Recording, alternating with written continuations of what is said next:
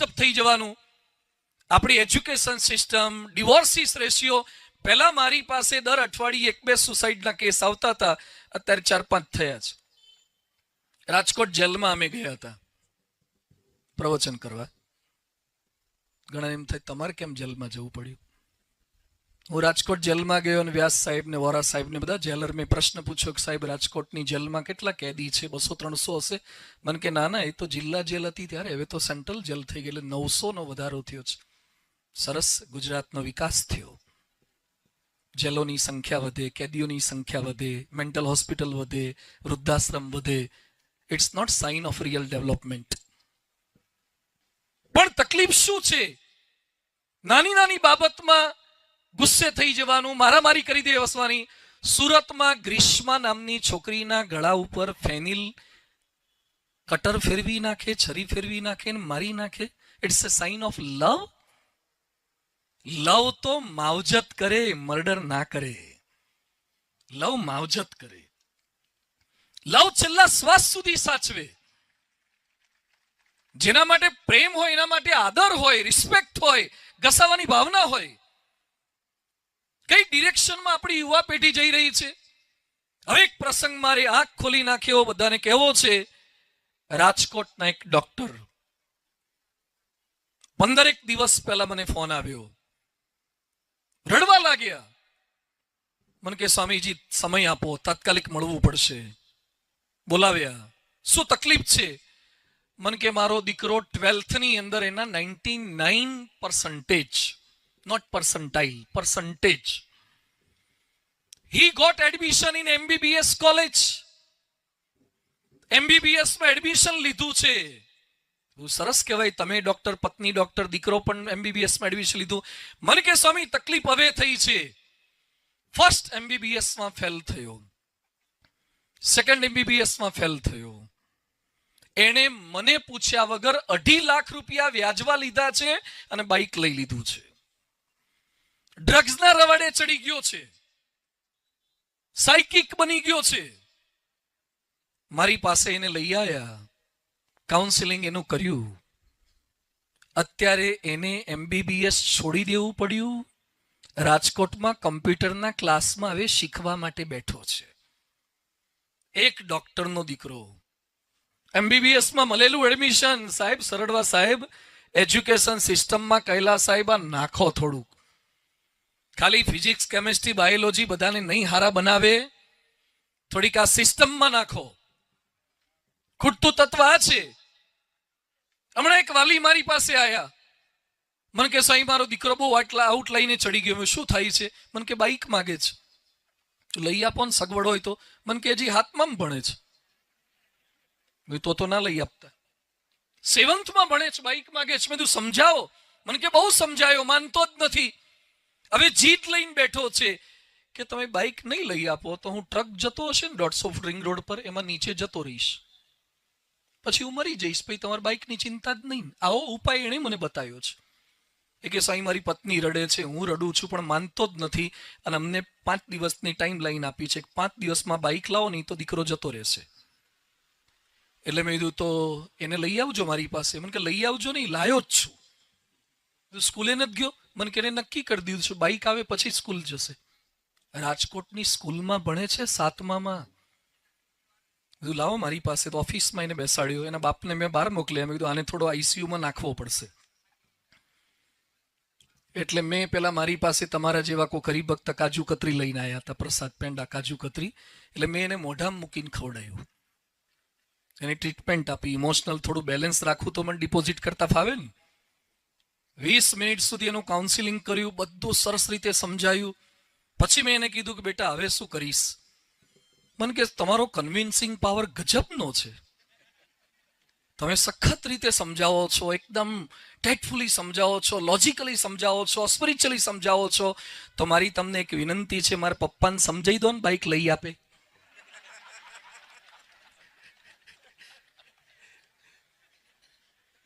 હારા 20 મિનિટ આના માટે નહોતી બગાડી.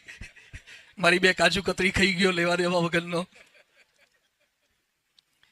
નવી પેઢી આ છે. હું કહેવાય એ માંગુ છું, નવી પેઢી આ છે. એની વચ્ચે અમારે સાધુઓએ પણ રહેવાનું છે ને રાખવાના છે બધાને. પછી તે કન્વિન્સ થઈ ગયો, બાઇક નથી લીધું, અત્યારે રેગ્યુલર મંદિર આવતો પણ થઈ ગયો છે. પણ વાત મારે કરવી ડિસિપ્લિન. બધા જ યુવાનોને, બધા જ ભણદારાને, ન ભણદારાને વિનંતી છે કે પેરાસિટામોલ 1 લો ને તો તાવ જાય, પણ 10 લો ને તો તમે જાઓ. એમ 5-10 મિનિટ મોબાઈલ બરાબર છે, પણ 5-5 કલાક મોબાઈલ સારો નથી. શાકમાં મીઠાનું પણ પ્રમાણ હોય, મરચાનું પણ પ્રમાણ હોય, એમ દિવસમાં ને લાઈફમાં મોબાઈલનું પણ પ્રમાણ હોય, નહીં તો એ બગાડે. એટલે સોશિયલ મીડિયા, વ્યસન, દુરાચાર, અનાચાર, કેટલું ડ્રગ્સ પકડાઈ રહ્યું છે. અર્પિતમાંથી સંકલ્પ કરો, આમાંથી ભણેલો એક પણ માણસ વ્યસની હોવો ના જોઈએ. સ્ટાફમાં નાખો. નિર્વ્યસની સમાજ અહીંયાથી તૈયાર થવો જોઈએ. અમે ચા નથી પીતા, વી નેવર ડ્રિંક કોફી, ટી. 18 કલાક કામ કરીએ છીએ, આખી દુનિયામાં ફરીએ છીએ, અને કોઈ કહે કે પાવર જોઈએ, રેડબુલ પીવું પડે. એ રેડબુલ કી એસી કી તૈસી. રેડબુલ કોણ પીવે છે? કશું રેડબુલ પીતા નથી તોય પાવર છે. આ બધી ખોટી માન્યતાઓ છે. જવા મર્દો કી અસલી પહેચાન માનિક ચંદ. બાયલાઓની પહેચાન છે, મર્દોની પહેચાન નથી. શુરવીરતા હોય તો છોડી બતાવો, ખાઈ બતાવો નહીં, છોડી બતાવો. બધાને મારી વિનંતી, એમાં સ્ટેજ પર બોલનારા તો ખાઈ એને રાખો જ નહીં અહીંયા. હવે નવો નિયમ કરો, સ્ટેજ પર જે ફાકી ખાતો હોય બેસવા જ દેશો નહીં. જે સ્ટેજ પર બેસે, જે સમાજના રોલ મોડેલ હોય, ફાકીવાળા કેમ હોય? ચાલી શકે છે. હું થોડાક આકરા શબ્દો બોલું છું, પણ જરૂરી છે. ખાલી પોતા મારવાથી બાયપાસ સર્જરી ના થાય, છાતી ચીરવી પડે, ટાંકા લેવા પડે, તો બાયપાસ સર્જરી થાય છે. રાજકોટના ફોટા બહુ સારા છે સાહેબ. ચિત્ર નગરી, ચિત્ર નથી, વિચિત્ર નગરી છે. દરરોજની 1-2 આત્મહત્યાઓ થાય, સુસાઇડ થાય, રેપ થાય. ચિત્ર નગરી છે નહીં. જ્યાં સુધી રાજકોટ ચારિત્ર નગરી નહીં બને ને, ત્યાં સુધી એ રાજકોટ સારું નહીં થાય. ચારિત્ર નગરી બનવી જોઈએ. બધાને મારી વિનંતી છે, સોશિયલ મીડિયા, વ્યસન અને ફેમિલીને ટાઈમ આપજો. બધા જ આ જેટલા પરણેલા બેઠા છો ને, બધા જ પરિવારને સમય આપો પૂરેપૂરો, સંતાનોને સમય આપો. એક ભાઈને મેં પૂછ્યું, દીકરા દીકરીને ટાઈમ આપો છો? મને કે ટાઈમ નથી રહેતો, બહુ ધંધો એટલો છે ને. જેને સમય ન રહેતો એવા બધા જ વાલીઓને હું રિક્વેસ્ટ કરું છું, if you do not have time for your children, you do not have right to produce the children. જો સંતાનો માટે સમય ન હોય ને, તો સંતાન પેદા કરવાનો કોઈ અધિકાર નથી. બિલ ભરવાની તેવડ ના હોય તો ફોન ના લેવાય, પેટ્રોલના પૈસા ના હોય તો 4 વ્હીલ ના લેવાય. એમ છોકરાઓ માટે ટાઈમ ના હોય ને તો છોકરાઓને જન્મ ના અપાય. સમય આપવો જોઈએ, પત્નીને સમય આપો, પરિવારને સમય આપો. આપણા ગુજરાતના માણસોના ઘર એક થવા જોઈએ. રાજકોટ ગાંધીગ્રામમાંથી સ્ટર્લિંગ હોસ્પિટલની સામેથી એક ભાઈ મને મળવા માટે આવ્યા. મને કે દાદા હતા, મને કે સ્વામી 2 મહિને 1 દિવસ મંદિરમાં ખવડાવશો? કેવો પ્રશ્ન પૂછ્યો. દર 2 મહિને 1 દિવસ મંદિરમાં ખવડાવશો? દાદા આવું કેમ કહો છો? મહિને ખવડાવવું, દર 2 મહિને 1 દિવસ કેમ? મને કે ના ના સ્વામીજી, 2 મહિને જ એકવાર મારે ખાવાની જરૂર છે. તો કેમ? મને કે 2 દીકરા છે, બંને ભાગલા પાડ્યા છે કે 15 દિવસ આ ખવડાવશે ને 15 દિવસ આ ખવડાવશે. 30 દિવસનો મહિનો એમાં તકલીફ નથી, પણ 31 દિવસના મહિનામાં 2માંથી એકેય ડીશ આપતા નથી. આ રાજકોટના ગાંધીગ્રામની ઘટના છે. સ્ટર્લિંગ હોસ્પિટલની બાજુના એક પ્રોફેસરે જ પોતાની સગી માતાને બિલ્ડિંગ પરથી નાખી દીધા અને મરી ગયા, અને પ્રોફેસર અત્યારે જેલમાં છે. What's the meaning of education?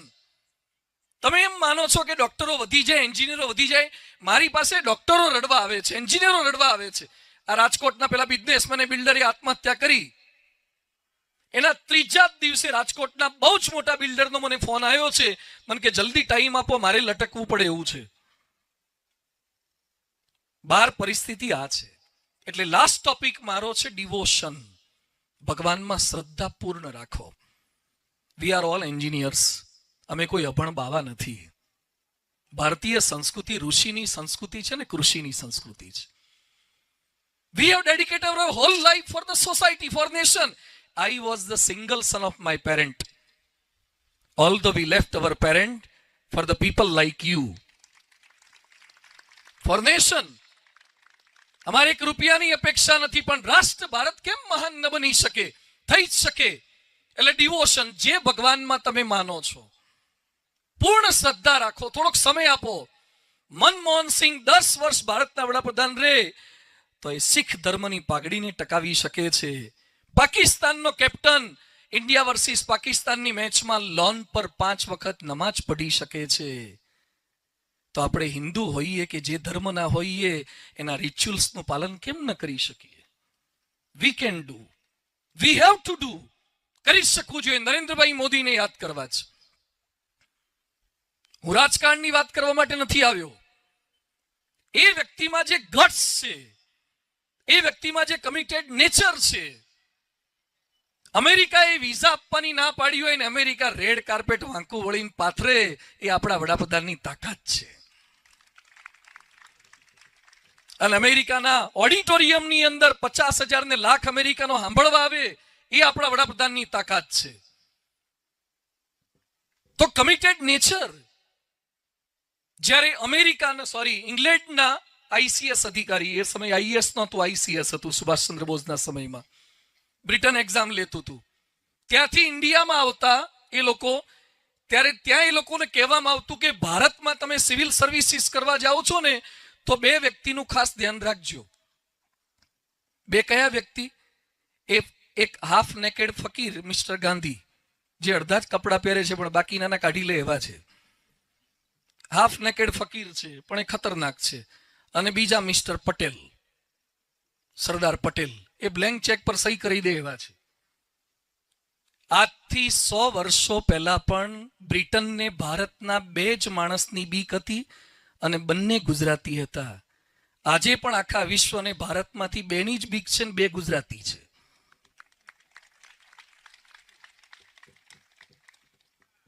આપણે કેમ ના કરી શકીએ?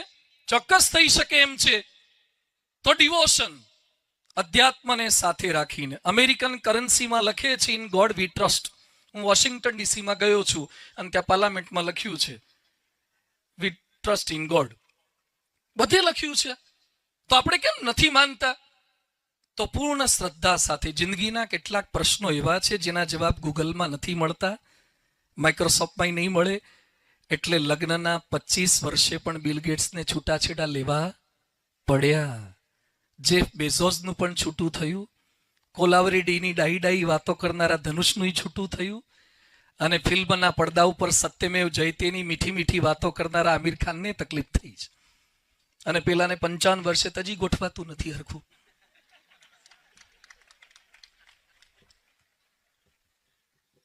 અધ્યાત્મને સાથે રાખો.